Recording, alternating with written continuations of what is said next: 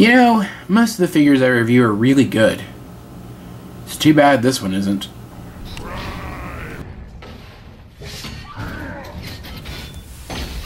Hey guys, this is AwesomeJohn22 and I'm coming at you today with another review, and today, only like 2 days late, is my first review for Megatron week. Ah, clap, clap, clap. Yeah, okay. So today we are taking a look, as promised, at the 07 movie leader class Megatron, and I just have one thing to say about this guy. What the hell is this? I don't know what this is. I mean, I guess it's supposed to be a jet. He was a jet in the movie, right? Like a weird Cybertronian jet, but let's look at this thing for a second, guys. Okay. First of all, his head is sitting right there on top. It's not even sunken down into anything. And I know I said in my Prime Megatron review that I like that on Megatron, but at least in the movie it was like down here-ish. It was integrated somewhat into the figure. It looked natural. Here's just sitting on top, and that's dumb. Also, are those supposed to be the wings? Because I don't think he could fly with those wings. And I'm pretty sure that this here is supposed to be the engines. Those are really small engines. Point being, guys, I don't like this mode at all. I think they did a poor job on it. The Voyager class from that same toy line did a much better job on this mode. Though I don't have the Voyager class from that toy line, so I have to settle for this. Not only that, but of course, this guy is better to scale with a lot of the other movie toys, and I am a bit of a stickler for scale. Anyway, so we are starting in vehicle mode, because like I said in my Prime Megatron review, it is better to end up in robot mode, even if you really want to show off how really, really horribly fiddly the transformation from robot to vehicle really is. And it's pretty fiddly for this guy, too. But my job is to show off the figure, not make fun of it incessantly. At least not all the time. And the robot mode is considerably better than the vehicle mode, even if it still does have its issues. So we're going to transform it from vehicle mode to robot mode first. Push in the nose here. Next, we're going to flip the whole thing over. And this is going to be tricky, guys, because this is like the biggest figure I've ever reviewed. And we're going to just unpeg everything from here. Just kind of loosen it up. Now we're going to come to each wing, and we are going to untab the legs from the wings. You can see they are tabbed on by these giant tabs. Now, we're going to bring the legs up, and it's a mess, guys. This thing's a mess. We're going to do this. We're going to rotate this whole thing around. Bring this up, like so. Now we're going to come down to the legs. You can hear some nice ratcheting joints in there. And this joint, I don't even know what this is. But when you collapse that joint, it does also auto-transform the feet. It's really stiff, and it's frustratingly stiff. Let me put it that way. So now, if I can actually get this in frame, we have something resembling a body. And as you can see, the transformation on this guy isn't too bad. It could at least be considerably worse. Anywho, now we're going to spread his arms out, which allows us to bring all of this down. We're going to come around to the back. You can see his mega head here. We are going to take it like this and fold this like so, and then fold this back. Or maybe not. Hold on. Give me a second. Let's put his head in place first. Why don't we do that? You can see there a tab and a hole. You bring this all the way up, tab it in. Then you tab in his arms. Which, I hate his arms. I'm gonna say that right now. I hate them. Now, we come back here. Ow. See what I mean? See what I mean? This guy is fiddly. He's fiddly. He's fiddly.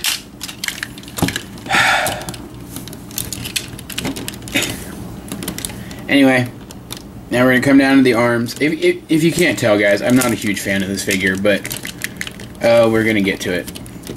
Come down to the arms. Do like so. Come down to the other arm. And do like so again. It's not that different on either side. Now we're going to make sure everything's straightened out, because it's bound to not be.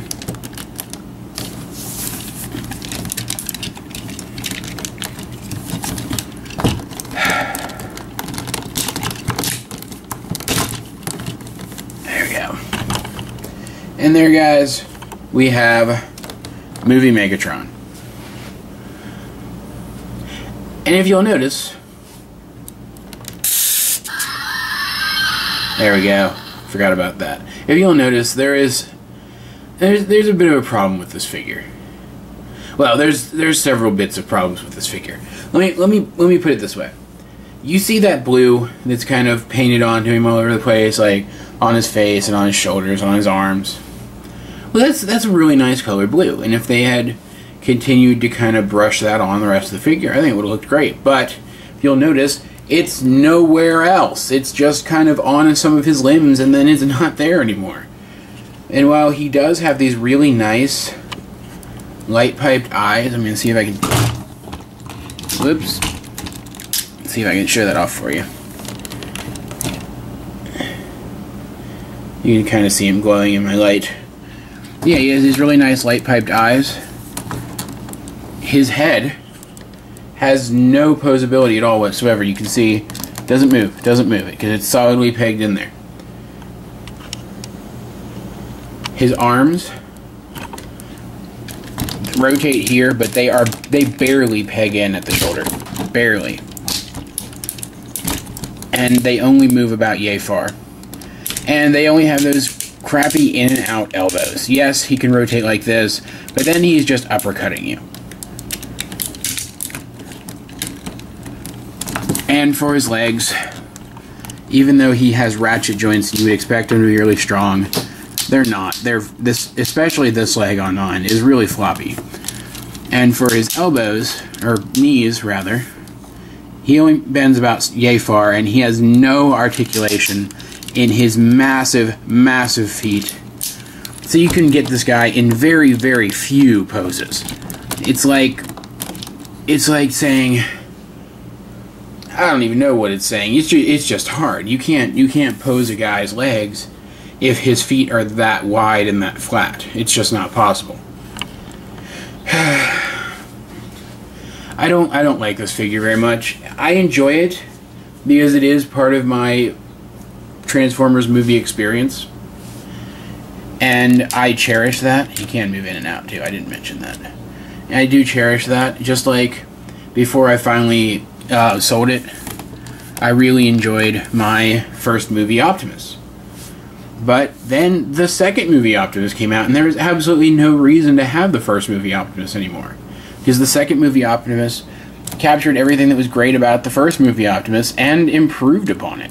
The second movie Megatron, well, we'll get to that guy soon enough. But needless to say, I think movie Megatron got gypped a couple times over. Anyway, there is more to talk about in this figure. It does have some gimmicks. You saw one. And that would actually be pretty cool if it didn't mean that all of this had to be devoted to the gimmick and couldn't be transformable. That's just annoying to me. I really, this is why I didn't like Armada, guys. I really don't like, and even Cybertron to a lesser extent, I don't like toy lines that are sculpted around these useless gimmicks. Yes, that's very cool, but you could have given him a sound effect without having to make all of this stuff move, and then he might have actually been able to have an intricate transformation. And that bums me out. Now, there is one gimmick I like. If you come here and you pull his hand out and kind of spread his fingers, you can pull the whole thing out and he gets a mace. And I think that's pretty cool. I do like that. Over here, on his other arm, we also have something pretty cool, though I don't really get it. We can take this thing. Let me angle my shot a little bit better. You can take this thing, and I'm not really sure how you were ever supposed to get this to work. Like, oh no, here we go. Here's a tap. Ha! And it pops this open, and I think what you're supposed to do, because if you remember in the movie, he would bring his two hands together and do this, but it's still kind of the same thing. And you pull this, and he gets a cannon. And there's Megatron's cannon. And that's kind of cool. I kind of like that. And if he had just been left with those gimmicks and a light-up gimmick, maybe, rather than the whole moving parts gimmick, and they had a better transformation for him, I think this could have been a really great toy. He does look like the CG model for movie Megatron. There's really no other way to put it. He looks like it, but he's not a good toy and he's not a good figure because of all these gimmicks they tried to throw in. Like what are these? Those weren't on Megatron in the movie, at least not that I saw. But yeah, I mean, I kind of understand why they did this, why they went with gimmicks rather than trying to get an accurate transformation. If you pay close attention, it took them a while to really get used to this new aesthetic that the Michael Bay movies were going for. And Hasbro is a talented toy company and talented toy design company, but there's only so much you can do at short notice. And they got the designs back for these guys, and I'm sure they were saying, well, what are we supposed to do with this? These don't look like anything we've ever made before, and I kind of understand that. And I think they did the best job they could, and they did a really good job with the deluxes, and with, I think, a couple of the larger figures. But for the most part, I think the leaders just were not really up to standard at that time. Because they were probably really struggling to come up with ways to carry out these transformations, and instead went with some gimmicks. And I can almost excuse that, except this is Megatron. Megatron is supposed to be threatening. But this guy, when he has to walk around bow-armed with straight legs that come out from under him every few seconds, and he can't even move his head side to side, that's not threatening. That's not threatening, guys. It's just, that's sad. That's really sad. Do I recommend picking this figure up? Not anymore. Maybe if they re-release him at retail or something with a new paint job or something, pick it up just to have it. It's an okay figure. It's an okay toy. It has its flaws, but I don't regret having it or anything. But I wouldn't go out looking for this figure. This exact figure. It's been a while now since it was out.